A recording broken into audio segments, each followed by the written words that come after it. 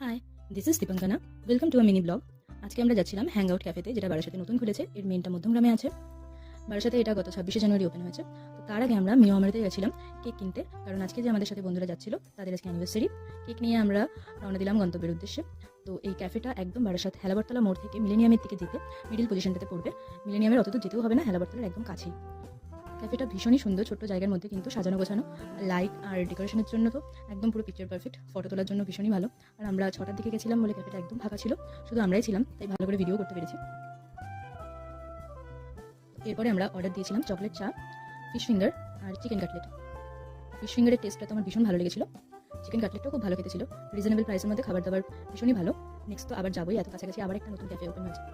এরপরে small celebration, 4টে বছর একসঙ্গে কাটিয়ে দিল, তো একটা ছোট্ট করে সেলিব্রেশন তো বানতে হয়।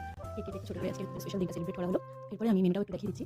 সব মিলিয়ে আজকে সন্ধ্যাটা খুব সুন্দর কাটলো। দেখা হচ্ছে নেক্সট কোনো ভিডিওতে। Thanks for watching.